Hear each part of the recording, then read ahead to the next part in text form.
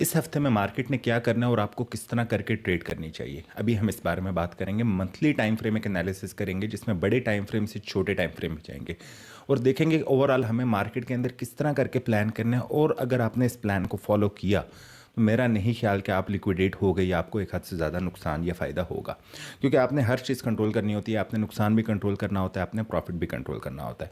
तो welcome back to Forex Pros. मेरा नाम है मोहम्मद हुज़ैफ़ा इंतसार और हम करते हैं मल्टी टाइम फ्रेम एनालिसिस। ये एनालिसिस इसलिए है ताकि आप मार्केट के बारे में कुछ बेहतर तरीके से चीज़ों के बारे में जान सकें। ये कोई फाइनेंशियल एडवाइस नहीं है, ये सिर्फ एक एजुकेशनल पर्पज़ के लिए हम वीडियो बना रहे हैं। तो बगैर डिले किए हम चलते हैं मार्केट की तरफ और मैं सबसे पहले अपने आप को इस कोने में भेज देता हूँ और हम आ जाते हैं गोल्ड के चार्ट के ऊपर। तो गोल्ड का जो चार्ट है इसने काफ़ी टाइम से हमें काफ़ी परेशान किया हुआ है। उसकी वजह ये है कि पहले इसने एक अपना बुल रन स्टार्ट किया, बुल रन के बाद अब हमें कन्फ्यूजन है कि मार्केट रुकी हुई है तो इसने ऊपर जाना है या नीचे जाना है। मंथली टाइम फ्रेम से स्टार्ट करेंगे जिसके अंदर अभी फ़िलहाल हमें क्या नज़र आ रहा है, मार्केट ऊपर की तरफ ही है।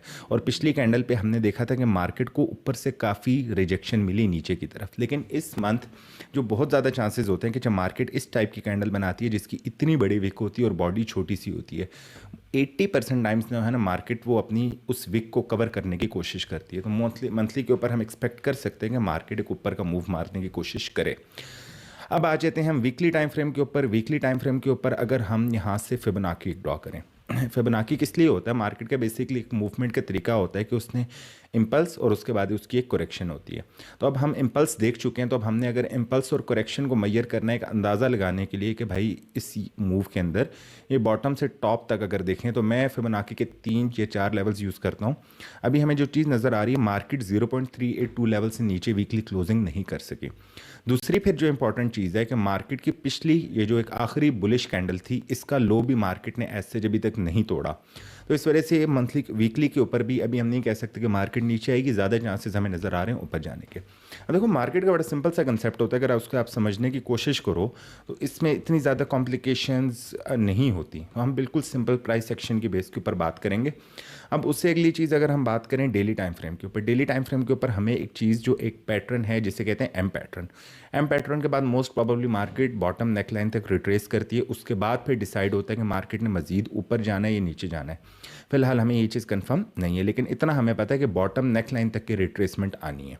तो इसका क्या मतलब है, ये हमारा ऊपर का टारगेट हो गया कि मार्केट ऊपर अगर जाना शुरू होती है तो हमारा टारगेट क्या होगा, हम ट्रेड किस तरह लेंगे। अब दूसरी चीज़ फिर होती है हमें एंट्री किस बेस पे लेनी चाहिए। तो एंट्री के लिए हम मज़ीद छोटे टाइम फ्रेम पे जाएंगे। बड़े टाइम फ्रेम्स के ऊपर हम बेसिकली डायरेक्शन डिडक्ट करने की कोशिश कर रहे होते हैं। वीकली कैंडल इस टाइम हमें बता रही है बुलिश, मंथली बता रही है बुलिश, डेली के ऊपर भी हमें बुलिश के चांसेस लग रहे हैं। लेकिन बुलिश की कंफर्मेशन हमें कब मिलेगी, जब मार्केट का बेसिकली ये वाला इस टाइम पे मार्केट ने एक स्ट्रक्चर रेजिस्टेंस बनाई हुई है। इस स्ट्रक्चर रेजिस्टेंस को जैसे ही मार्केट तोड़ेगी, मार्केट तोड़ के ऊपर आएगी, रीटेस्ट करेगी तो हम यहाँ से एक अच्छी बुलिश मूव पकड़ सकते हैं। लेकिन अब एग्जैक्ट प्रिसाइज एंट्री के लिए, क्योंकि 4 आवर के ऊपर D1 के ऊपर मार्केट बहुत बहुत बड़ा टाइम फ्रेम हो जाता है। अब अगर हम 4 आवर के ऊपर भी बात करें तो 4 आवर के ऊपर भी मार्केट कई घंटों से यहाँ पे फंसी हुई है। अब 80 to 90% लोग आपको पता है क्या करते हैं, वो इसी जगह पे जब मार्केट को भी हमें कंफर्म नहीं है, हो सकता है मार्केट यहाँ से नीचे चली जाए, हम एक प्रोबेबिलिटी एक पॉसिबिलिटी की बात करें, लोग इसी फेस के अंदर अपना अकाउंट उड़ा देंगे। तो आपने इस चीज़ को अवॉइड करना है, आपने यहाँ पे सब्र से बैठे रहना है। कोई बात नहीं, 1 हफ्ता 2 हफ्ता 3 हफ्ते, क्योंकि जब मौका आएगा तब आपको पता होगा कि अब मैं जो ट्रेड लगा रहा हूँ उसकी कोई वैलिड रीज़न है।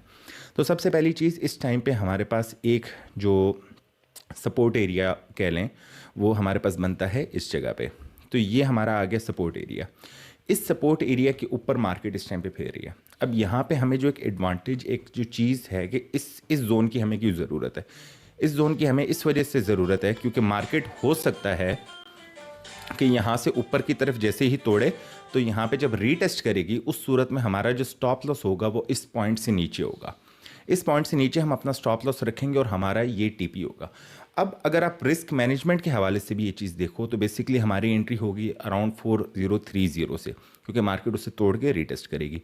और हमारा स्टॉप लॉस बेसिकली 3974 या 3980, ये तकरीबन हमारे पास बनता है 500 पिप का स्टॉप लॉस होगा। लेकिन 4030 से 4250 यानी कि 2 से 3 हज़ार पिप्स हम टारगेट करेंगे। ये 1:2 से ऊपर की कहानी है।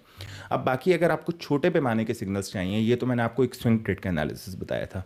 एक आपको छोटी ट्रेड्स का एनालिसिस चाहिए जिसके अंदर ये आपको सिग्नल्स चाहिए जिसके अंदर 100 पिप्स 50 पिप्स का स्टॉप लॉस या टीपीओ।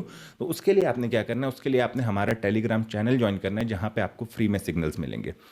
उन सिग्नल्स को आप फॉलो करके डेली बेसिस पे इंट्राडे ट्रेडिंग कर सकते हो। ये बेसिकली स्विंग ट्रेडिंग का एक एनालिसिस था, लेकिन इससे आपको आइडिया हो जाएगा कि भाई मार्केट के अंदर इतनी कॉम्प्लिकेशंस नहीं है जितनी हमने बनाई हुई है। सिंपल प्राइस एक्शन है, उसको आपने फॉलो करना है, और अगर उसको आप फॉलो करो तो मार्केट बहुत स्ट्रेट एंड सिंपल सी चीज़ है कि मार्केट अगर रेजिस्टेंस तोड़ेगी उसके रिटेस्ट पे आप बाय करोगे, स्टॉप लॉस लगा दोगे। इन केस मार्केट वापस नीचे एंटर आ गई, उस सूरत में हम फिर एक डिफरेंट प्लान करेंगे। लेकिन फिलहाल आपको बताने का मकसद ये था कि आप एक चीज़ सीख जाएं कि प्राइस एक्शन के ऊपर एनालिसिस किस तरह किया जाता है, मल्टी टाइम फ्रेम।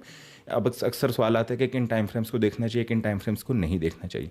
अगर आपको ये वीडियो फ़ायदेमंद लगी और आप चाहते हो कि मज़ीद इस तरह का कंटेंट आपको मिले, तो आप वीडियो को लाइक करो, सब्सक्राइब करो और बेल आइकन को प्रेस कर दो ताकि अगली किसी भी किस्म की कोई वीडियो आपसे मिस ना हो। Thank you.